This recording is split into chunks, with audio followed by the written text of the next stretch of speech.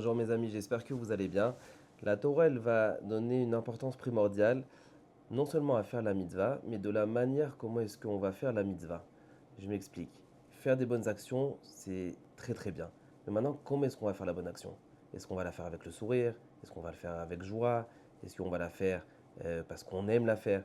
Ou est-ce qu'on va la faire parce qu'on est un petit peu forcé? La Torah, elle va nous dire que de servir Hachem dans la joie, l'émotion qui va accompagner la mitzvah, c'est primordial pour le service d'Hachem. Alors la question elle est pourquoi? Voilà, que de toutes les manières, comme on dit, le principal c'est de faire la mitzvah, alors je l'ai faite. Qu'est-ce que ça peut changer à Hachem si je fais la mitzvah avec le sourire ou si je fais la mitzvah parce que je suis forcé? Qu'est-ce que ça va changer? Alors en fait, il faut savoir quelque chose de très important. C'est que quand on va faire une action, on va faire par exemple du chesed, on va faire de la tzedaka, on va aider quelqu'un, on va consoler quelqu'un. Mis à part l'action de la mitzvah, que ça c'est quelque chose, comme j'ai dit, de très important, il faut savoir qu'après que cette action elle a été faite, qu'est-ce qui reste?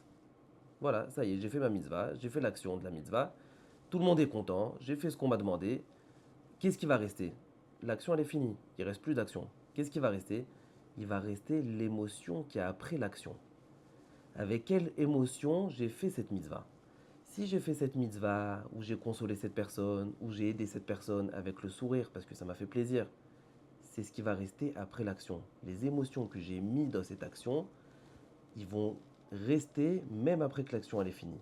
Donc ça veut dire qu'en fait finalement, ce qui va rester après pour l'éternité, c'est pas l'action que j'ai fait parce que chaque action, chaque mitzvah, elle a une fin, mais c'est l'émotion avec laquelle j'ai fait la mitzvah. Donc ça veut dire que des fois ça peut arriver, euh, deux personnes qui vont être un petit peu en dispute, et donc un il va faire le premier pas vers l'autre, il va lui demander pardon parce qu'il est forcé. Bah, ça va, il est venu, il a demandé pardon, qu'est-ce que tu veux? Ça y est, il a demandé pardon. Oui, mais est-ce qu'il était forcé ou pas? Alors il va te dire, qu'est-ce que tu t'en fous? Que j'étais forcé ou pas? Le principal, je suis venu, j'ai demandé pardon, c'est le principal. Ah non, alors il faut savoir que le pardon, c'est l'action.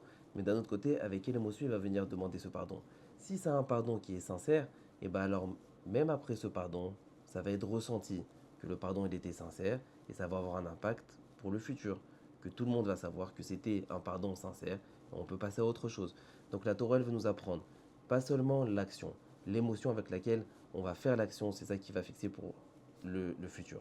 On raconte sur Rabbi Moshe Feinstein que après la Deuxième Guerre mondiale, il était aux États-Unis, c'était un grand Dayan, un grand tzaddik, il a fait beaucoup de livres de Halacha, de Moussa, et on va raconter, on va dire que Rabbi Moshe Feinstein, il a vu beaucoup de gens qui venaient d'Europe, après la Deuxième Guerre mondiale, qui sont venus s'installer aux États-Unis.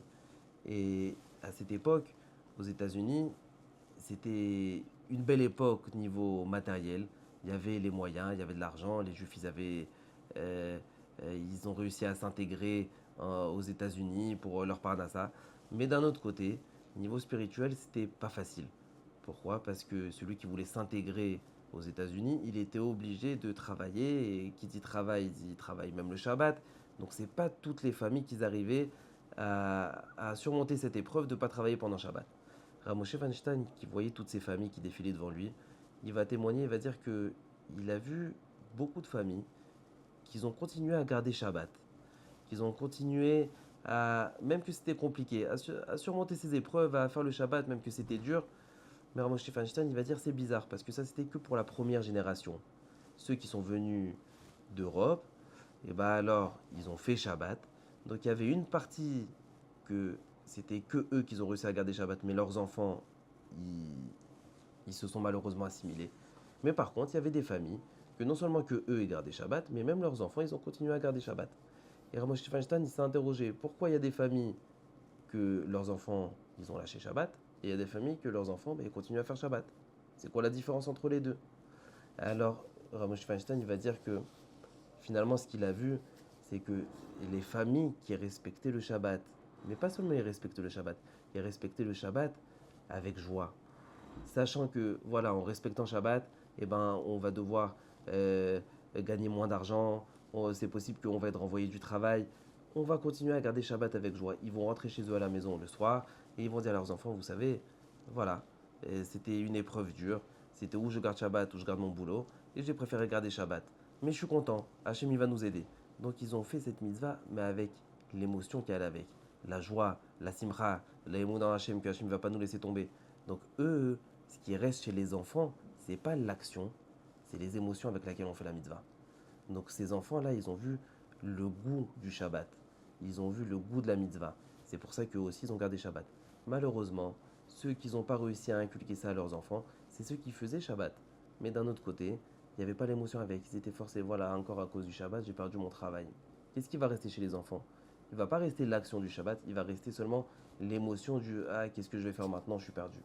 Donc ça veut dire que la Torah, elle veut nous apprendre, il faut toujours accompagner la bonne action d'une bonne émotion. Parce que c'est ça qui nous reste après l'action et c'est ça qu'on va laisser à nos enfants après 120 ans. Des bonnes nouvelles.